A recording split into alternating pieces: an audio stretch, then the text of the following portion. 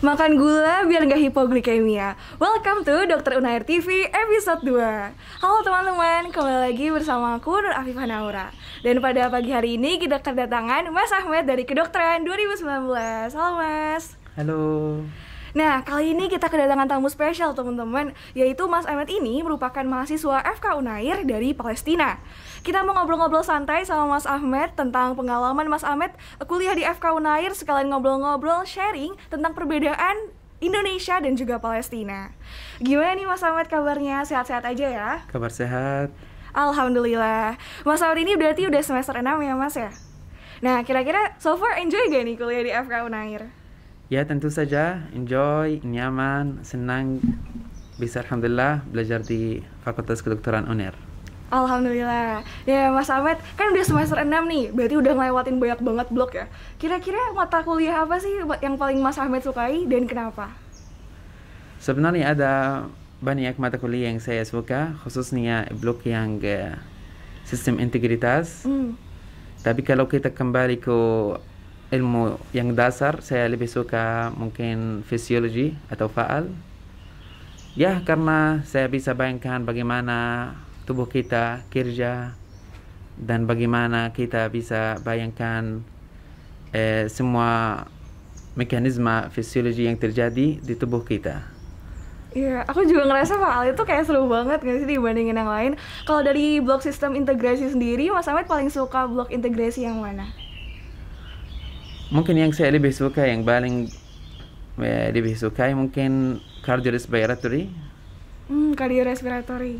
Karena kita mungkin belajar bagaimana pompa atau organ yang kerjakan semua tubuh kita. That's fascinating, I have to agree. Nah, nih pertanyaan selanjutnya adalah pertanyaan yang mungkin Mas Ahmed sering dapetin nih sebelumnya. Kira-kira kenapa sih Mas Ahmed tuh pilih Indonesia specifically to study medicine? Sebenarnya betul sekali, selalu teman-teman saya tanya saya, kenapa kamu pilih Indonesia? Dan saya tidak jawab langsung, saya tanya lagi, kenapa saya tidak pilih Indonesia? Karena tentu saja Indonesia tempat yang banyak pelajaran yang kita bisa dapat, banyak manfaat, tidak di dalam belajar kedokteran atau cari ilmu. Tapi di Indonesia mungkin ada sesuatu yang unik.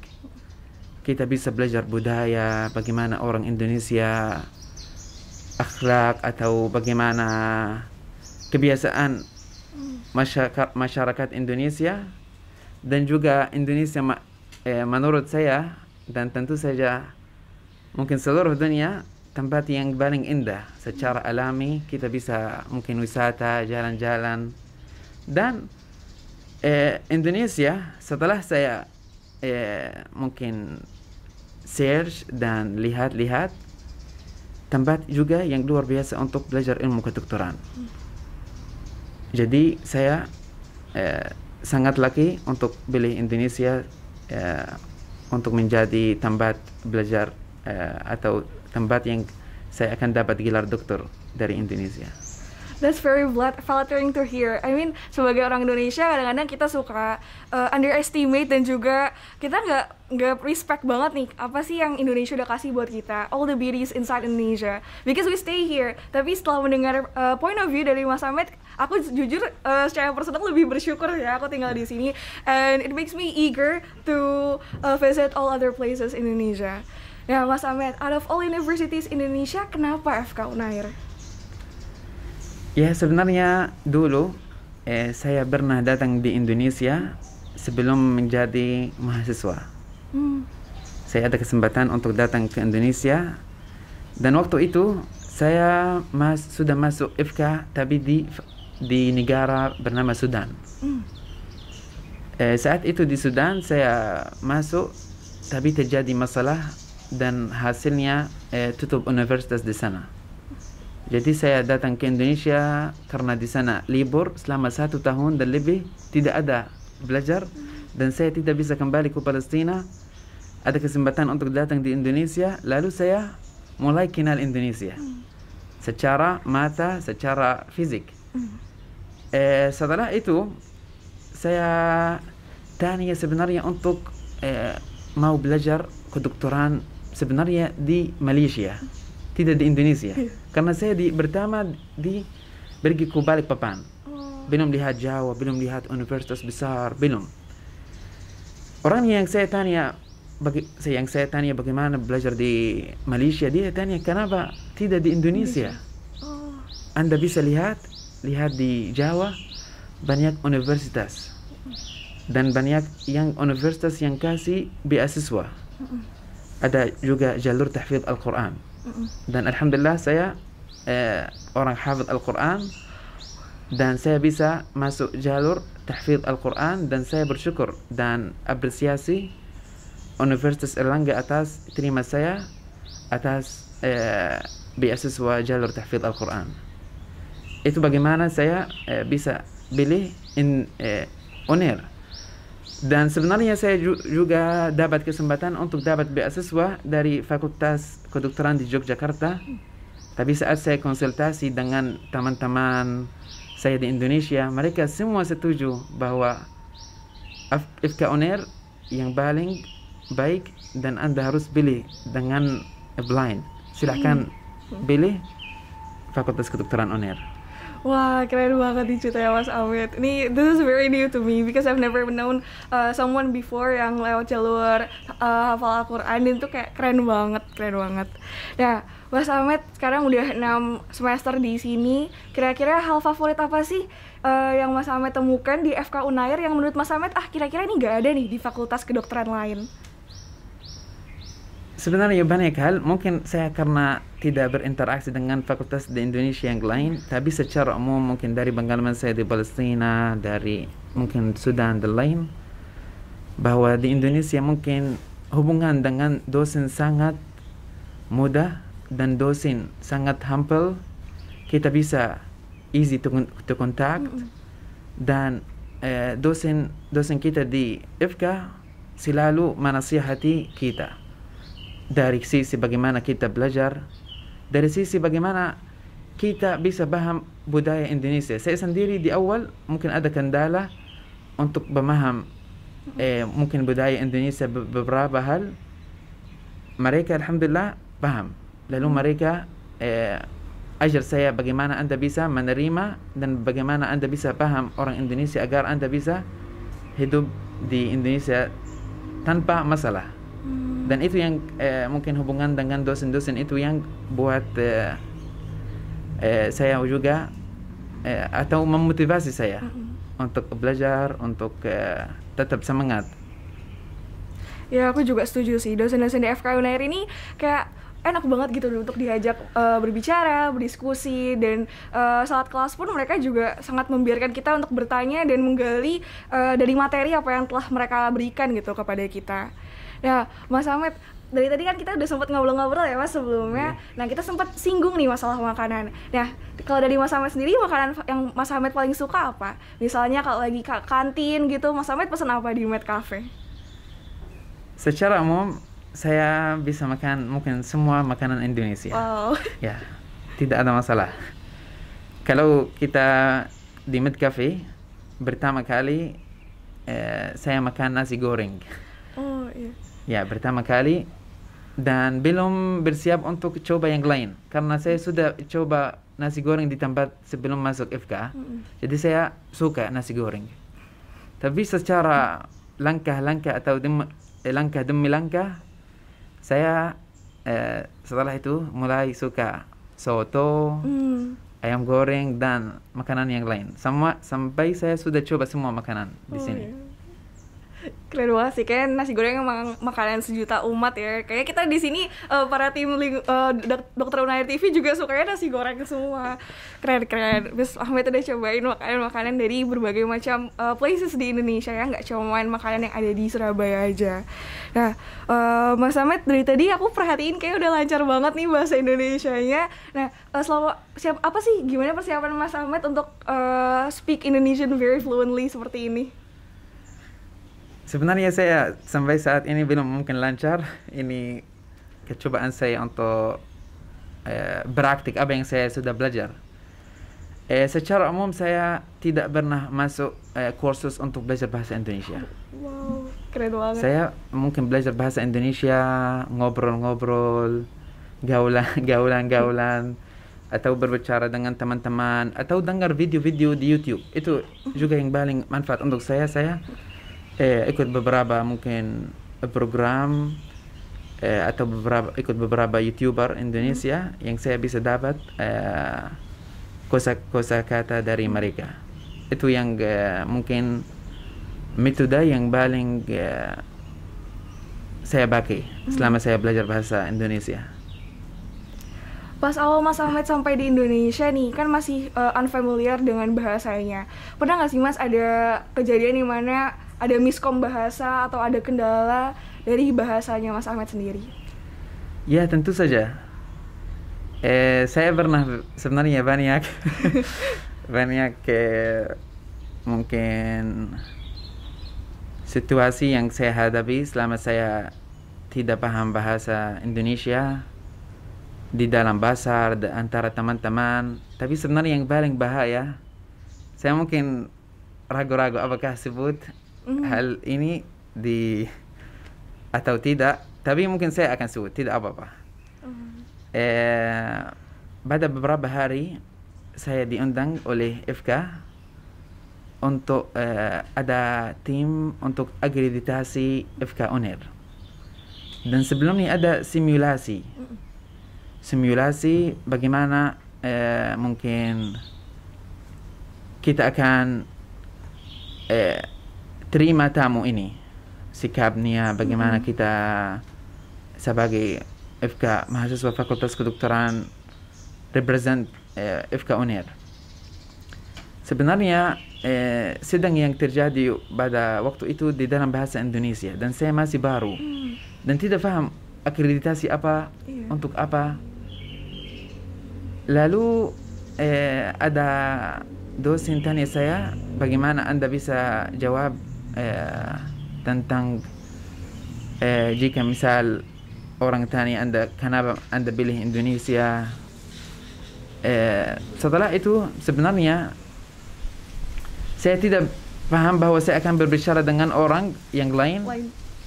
Jadi saya mungkin jawab dengan miskomunikasi. Jawabnya jauh beda. Dan terakhir saya tahu bahwa ada tamu yang datang dari Jerman dan saya akan berbicara dengan mereka, tidak dengan dosen. Dan saat saya sedang di dalam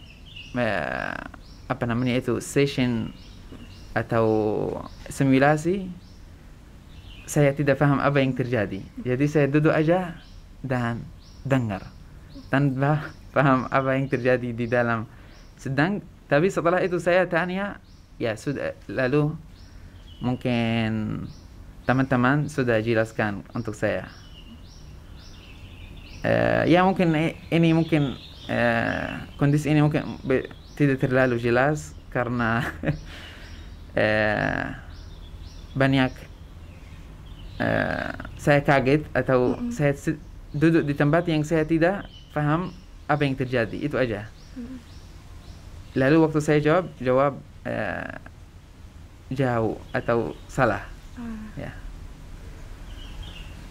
Berarti we have to give applause for Mas Ahmed karena kayaknya semua di sini bisa setuju kalau you are doing really great right now despite what happened saat-saat Mas Ahmed awal-awal nyampe di Indonesia. Jadi menurut aku tuh udah keren banget. Your Indonesian is really really good.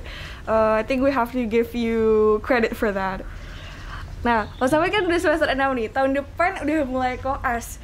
Nah, biasanya nih dosen-dosen tuh udah bilang jangan lupa bahasa Indonesia dan bahasa Jawanya. Karena kita kalau mau ketemu pasien di di rumah sakit Dr. Sutomo, kita pasti pakai bahasa Indonesia dan juga bahasa Jawa mungkin ya.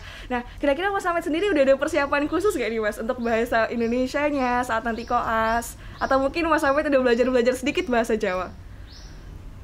Betul sekali. Ini yang saya khawatirkan, bahasa Jawa. Karena saya bilang mungkin 100% belajar bahasa Indonesia. Tapi ya tentu saja saya akan bersiap untuk koas pakai bahasa Jawa. untuk bahasa Indonesia saya sudah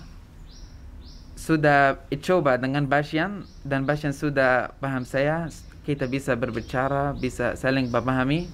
Jadi mungkin untuk bahasa Indonesia sampai saat ini tidak ada masalah, kecuali mungkin ya berapa kata yang saya harus kuasai sebelum masuk koas.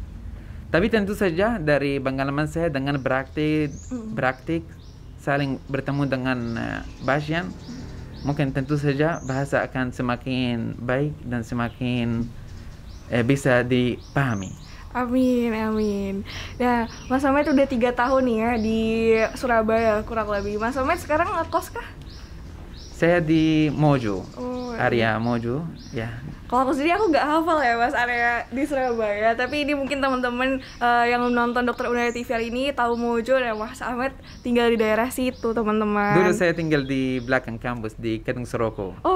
Oh, Kedung Seroko ya, itu banyak banget yang ngekos di Kedung Seroko sih. I personally also live there, so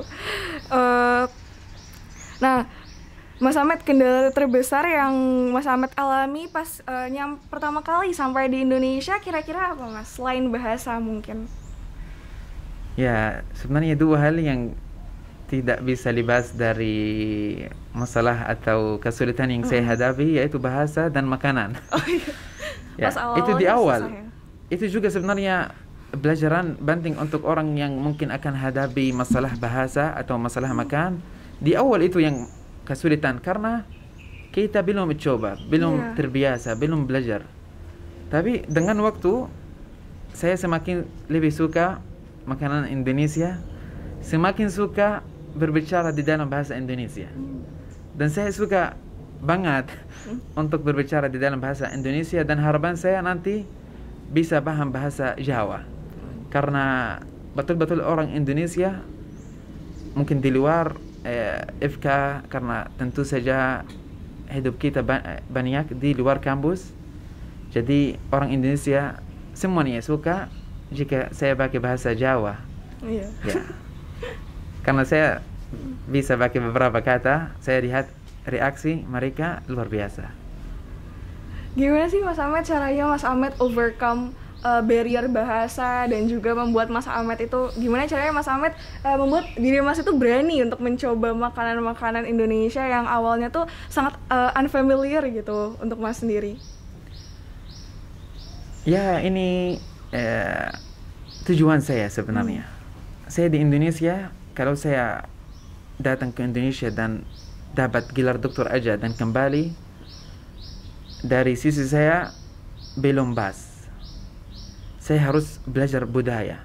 Tidak di Surabaya atau Jawa, mungkin secara umum di Indonesia. Saya juga nonton beberapa film movie untuk belajar lebih dalam di dalam budaya. Jadi saya suka untuk coba bahasa makanan Indonesia dan coba dengan bahasa-bahasa yang lain. Mungkin Mbak Vivi tadi bilang saya mungkin asal dari Sumatera. Di Sumatera misal, kalau terima kasih, terima kasih. Terima kasih. Kalau satu, cie.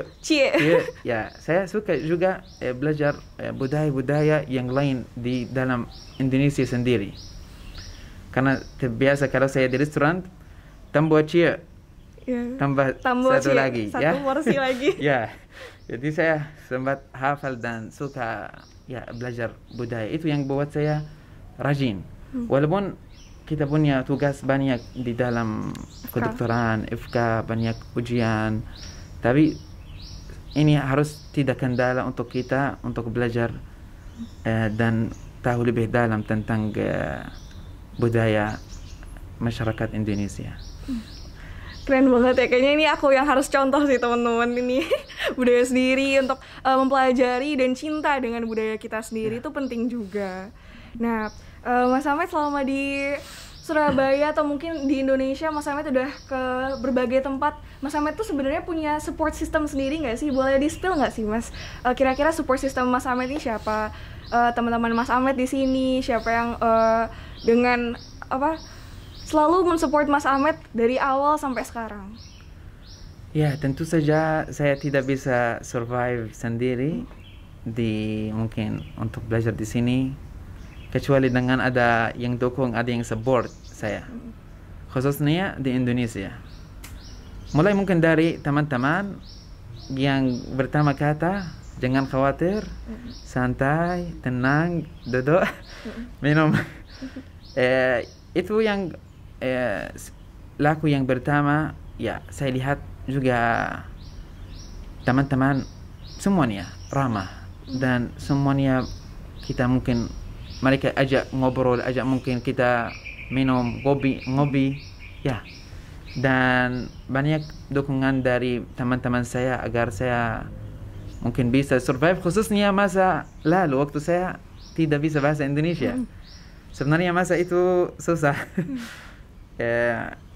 Bayangkan Anda misal di dalam kampus, semua teman-teman pakai bahasa Indonesia dan Anda lihat aja dan tanya, ini apa maksudnya? Atau what does mean? Dia translating also more time. Ya, itu dari teman. Sebenarnya dari juga tetangga saya di dalam kos. Waktu saya di Kadung Soroko atau di Mojo, banyak mungkin tetangga saya yang dukung saya, walaupun mungkin dikirim makan. Ya, silakan kita masak ini, Mas Ahmad, silakan makan, dan saya senang. Itu walaupun mungkin makanannya sederhana, tapi punya makna besar. Punya itu makna bahwa ada orang yang dekat Anda, yang dukung Anda. Dan yang paling didukung mungkin ya di jamaah masjid. Saya mungkin beberapa kali saya mengimami di dalam masjid. Jadi juga jamaah masjid juga selalu menasihati saya dan dukung juga saya.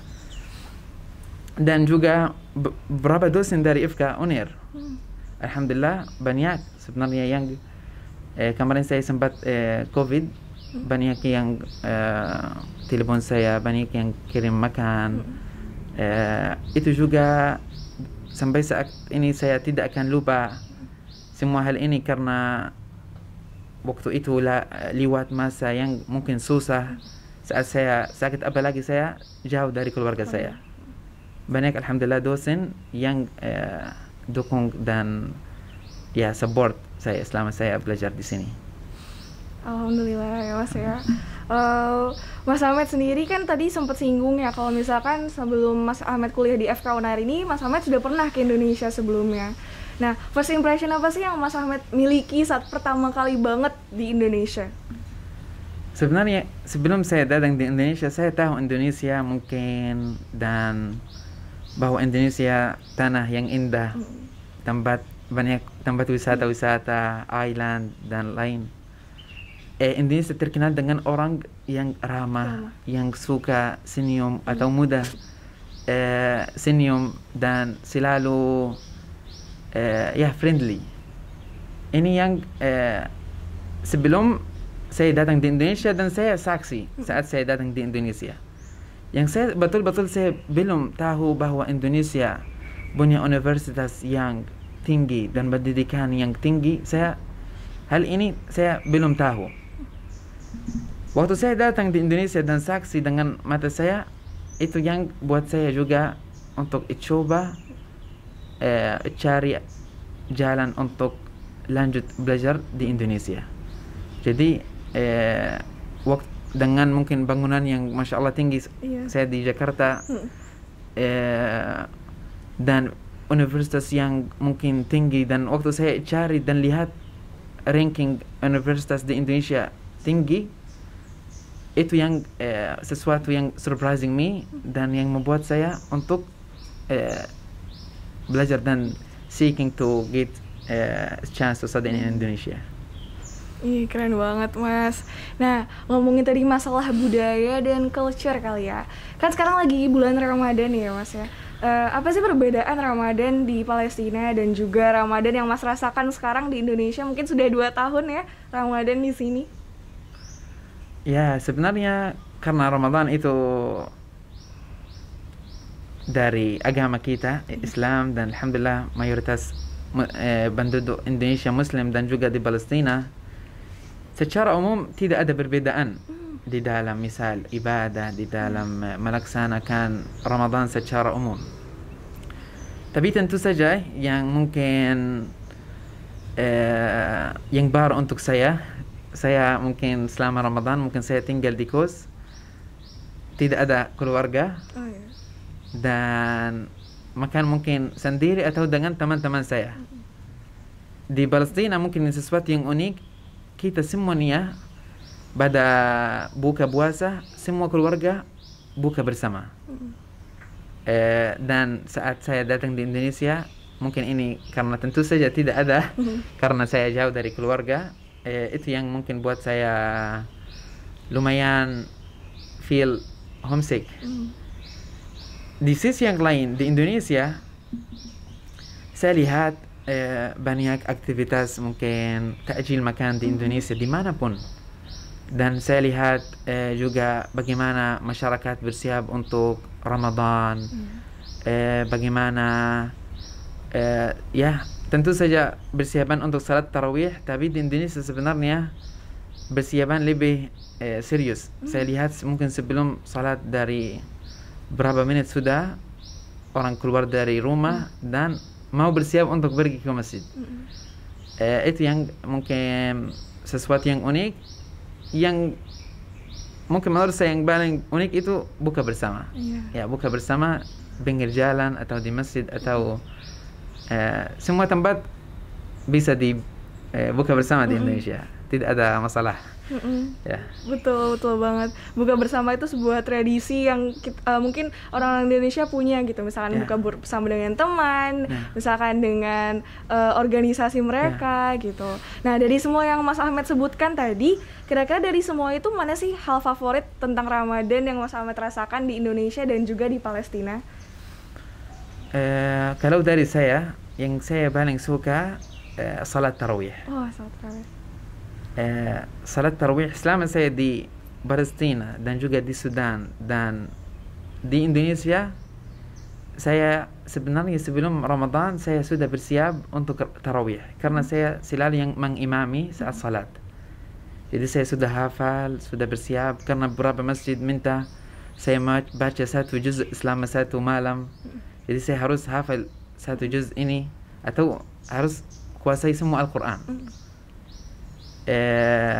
Itu mungkin yang buat saya senang sekali atas kedatangan tamu Ramadan, karena Ramadan kesempatan yang 1 bulan aja dan banyak manfaat rohani dan jismani dan lain yang kita bisa dapat dari bulan ini. Mungkin yang paling utama itu salat tarawih. Keren. Ya, tadi Mas Ahmed sempat singgung tentang homesick saat Ramadan karena jauh dari keluarga. Selain bulan Ramadan sendiri, Mas Ahmed pernah ngerasa homesick gak? Dan saat Mas merasa homesick itu, apa yang Mas lakukan untuk overcome rasa homesick itu, Mas? Tentu saja dari hari yang pertama saya datang di Indonesia, saya rasa homesick. Walaupun mungkin kondisi Indonesia lebih baik daripada kondisi Palestina, tapi saya ingat malam yang pertama yang saya keluar dari Gaza dan saya duduk dan saya pikir di mana ibu saya, di mana ayah, di mana kakak, keluarga. Saya sebenarnya berbicara dengan diri saya. Kenapa saya pindah? Saya tanya sendiri. Kenapa saya sekarang pindah dari Palestina untuk pergi keluar? Itu mungkin sesuatu yang mungkin emosional sampai saya nangis sendiri. Tapi setelah itu ya bisa overcome karena saya datang di atas satu tugas untuk belajar. Karena juga di Palestina butuh dokter di Palestina dan saya sudah dipercaya oleh Universitas Erlangga untuk belajar di sini, sudah diterima. Saya harus betul-betul menjadi mahasiswa yang rajin, yang peduli untuk belajar dan tambah ilmu. Yang saya bisa overcome mungkin lagi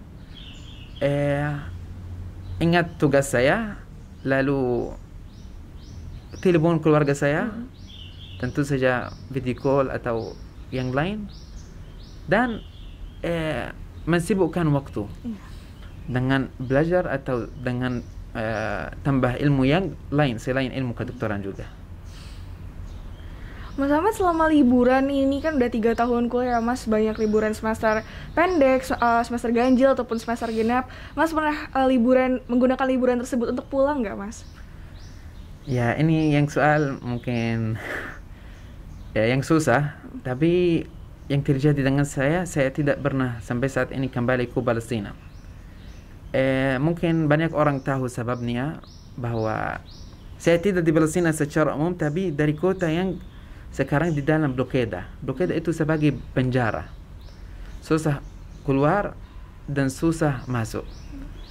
Mungkin beberapa waktu buka berbolehkan untuk kembali, tapi saya takut bahwa jika saya masuk tidak bisa kembali ke di Indonesia. Jadi saya sebelum sebenarnya berangkat dari Gaza sepakat dengan keluarga saya bahwa saya akan kembali saat saya sudah pegang sertifikat kedokteran saya. Karena risiko jika saya pergi ke Palestina, tapi harapan saya bisa saya pergi mungkin sebelum koas. Ini rencana saya, mungkin ada risiko, tapi saya betul-betul sangat rindu dengan keluarga saya.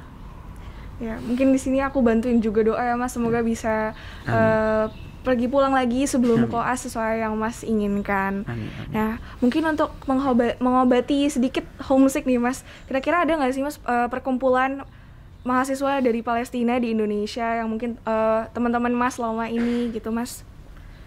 Ya, tentu saja ada mungkin beberapa teman, tapi karena tidak banyak mahasiswa Palestina di Indonesia, jadi kesempatan untuk bertemu dengan mereka tidak terlalu banyak. Sebenarnya dulu sebelum COVID ada 2 atau 3 mahasiswa dari Universitas Erlangga, tapi sekarang mereka sudah lulus dan kembali. Dulu kita setiap weekend kita bertemu bersama, kita makan, ngopi, pergi luar, dan ya refreshing, mengobati homesick, lalu kita bertemu minggu yang selanjutnya. Tapi sampai saat ini mungkin tidak ada yang dekat dari Palestina, tapi ada yang lain. Saya banyak teman-teman dari Indonesia atau dari negara-negara yang lain, misal dari Yaman atau negara yang lain. Jadi saya juga sekarang tidak rasa mungkin terlalu homesick, tapi ada keinginan untuk kembali ke Palestina. Baik Mas. Nah, Mas Ahmad, kira-kira apa sih perbedaan signifikan dari medical school di mungkin Sudan ataupun Palestina dan dengan di Indonesia? Mungkin sistemnya, kan kami di sini pakai sistem blok. Ya, di Indonesia ya itu sistem blok dan BPL itu yang sesuatu yang menurut saya luar biasa. Tidak di semua negara mungkin ada sistem ini. Kita di sistem ini bisa belajar mungkin semua ilmu bersama dan dapat mungkin manfaat juga bersama. Itu mungkin sesuatu yang unik lagi, bahwa betul seperti yang kita tadi bilang bahwa di Indonesia atau di FK UNER dosennya dekat dari mahasiswa. Jika kita ingin bertanyaan, kita ingin konsultasi, jika kita ingin bertemuan dengan dosen, hampir mungkin semua bisa terima kita dan bantu kita.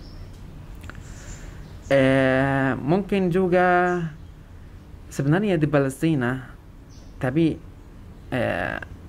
di Palestina secara umum fakultas yang dibangun mungkin baru semuanya. Zaman dulu mungkin sebelum 20 tahun yang lalu tidak ada fakultas di Gaza secara umum khusus. Jadi ada kesulitan untuk belajar kedokteran di Palestina. Yang fakultas yang berada di Palestina ada, tapi fasilitasnya tidak sebanyak atau semirip FK UNER. Mungkin jadi yang mungkin pengalaman dan aktivitas yang saya bisa dapat dari UNER akan agak lebih banyak. Walaupun misal di Palestina banyak mungkin secara epidemiologi tidak, misal di Palestina tidak ada tropical disease. Tidak, walaupun kita sibuk dengan tropical disease di sini. Ada beberapa ilmu mungkin kita juga tidak fokuskan atau fokuskan mungkin di koas. Tapi misal di Palestina misal metabolic disease secara umum dipelajari lebih dalam. Kalau kita misal ini A4A kompetensi di Palestina 10, maksudnya harus belajar metabolic disease secara dalam dan secara detail. Tapi dari mungkin tropical disease atau infection disease secara umum karena jarang ada di Palestina, karena Palestina di iklim atau di wilayah yang tidak tropik, jadi mereka tidak fokuskan untuk belajar penyakit infeksi tropis. Mungkin dari kami banyak yang penasaran Mas, kira-kira kalau dari lama belajarnya itu sama nggak ya Mas di Palestina dan di Indonesia? Mungkin di sana mereka juga koasnya 2 tahun atau yang lain Mas? Oh ya, ya sistemnya beda, betul. Di Palestina secara umum mungkin ikut sistem yang lama. Semua fakultas atau belajar medical study selama 6 tahun. Yang 3 tahun yang pertama belajar basic dan pre-clinic, anatomy, physiology dan lain, dan pre-clinic misal microbiology, parasitology, pharmacology. Ini 3 tahun yang awal. Itu aja. Lalu 3 tahun yang terakhir itu campur dengan klinik, tapi campur dari keunjungan ke rumah sakit dan belajar di fakultas. Misal pada pagi ada 1 atau 2 kuliah, penyakit dalam atau pediatrik atau ilmu yang lain. Lalu pada mungkin siang sampai sore belajar di rumah sakit. Tapi tentu saja tidak punya tanggung jawab, masih mahasiswa. Di Indonesia mungkin kalau koas mungkin punya tanggung jawab, punya mungkin peran di dalam kasus pasien. Tapi di Palestina tidak. Sampai saat lulus masuk internship 1 tahun baru punya tanggung jawab saat internship aja. Internship itu setelah 6 tahun langsung, tidak ada koas. Koas itu mungkin ya 3 tahun yang terakhir selama belajar klinik secara teori dan secara praktik. Nah, Mas sendiri kira-kira udah menemukan gak nih cara khusus untuk belajar di medical school? Boleh share gak Mas tips and tricksnya? Ya, tentu saja belajar di mungkin fakultas kedokteran secara umum challenging. Dan kita harus cari cara yang mudah dan juga kita bisa dapat banyak manfaat, karena waktu sebenarnya semua blok tidak cukup untuk kuasai semua materi. Jadi like study smart. Kalau sebenarnya saya mungkin beda dari teman saya biasa belajar dari buku yang review. Sebelum kita misal mulai dari blog, saya mungkin download buku yang review, misal cardiorespiratory, ada buku sebenarnya. Dan saya buat map bagaimana topiknya yang awal yang kita harus belajar, yang pertama, kedua, yang ketiga, dan saya fokus di dalam pendahuluan atau introduction. Saya fokus di dasar yang pertama, lalu ambil subtitle aja, lalu saya interact atau hubungkan dengan PBT atau kuliah dari dosen. Karena sebenarnya kita tahu semuanya bahwa karena ada mungkin 5 kelas di dalam satu angkatan, mungkin tidak semua kelas bisa dapat topik berturut. Misal mulai dari basic science selama blok integritas sampai klinik. Mungkin pada saat kita mulai dari klinik, lalu setelah itu mulai kuliah anatomi misalnya. Jadi saya akan belajar mungkin secara sistematik melalui buku ini yang saya download, ya, dan gabung dengan PPT yang saya dapat dari dosen. Dan saya juga nonton video yang pendek yang ada misal di YouTube atau di site yang lain, ada banyak yang ajari ya medical study. Secara umum saya highlight atau fokus dan belajar lebih dalam apa yang dikasih oleh dosen. Lalu yang lain saya baca aja atau saya buat map di dalam otak saya. Ini mulai dari sini, berhenti dari sini, topiknya. Karena PPT biasa mungkin tidak semua PPT akan datang berturut. Di buku mungkin lebih sistematik, tapi informasi yang di dalam PPT lebih mungkin penting dan lebih dalam dan banyak juga ilmu di dalamnya. Jadi harus seimbang di antara maybe external resource dan internal resource atau ya. Wah, keren banget ya. Kayaknya bisa banget diterapin untuk kita semua yang menonton episode Dokter Unair TV pada hari ini. Karena jujur banget kayaknya aku buat ngegarap PPT dosen aja tuh masih ngap-ngapan gitu, masih susah untuk bisa nge-cover semuanya. Kadang satu PPT aja bisa 50 slides, 60 slides kan. Nah, mungkin itu saja Mas Ahmed pertanyaan untuk hari ini. Aku sedikit review kali ya teman-teman semua.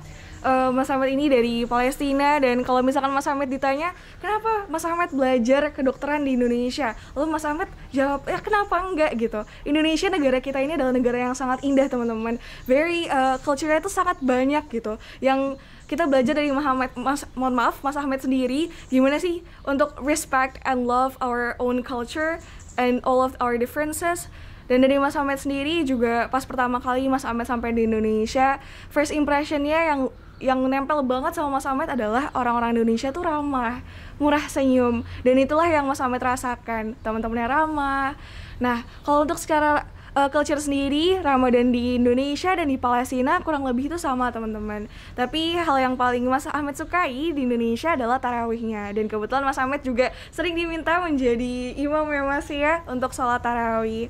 Dan juga Mas Ahmed suka culture buka bersamanya, dan di sini Mas Ahmed mempunyai support system yaitu teman-temannya dan juga mungkin orang-orang kos, lalu dosen-dosen yang very supportive dan juga mendukung dan selalu membantu Mas Ahmed, apalagi pas kemarin sempat sakit ya Mas ya.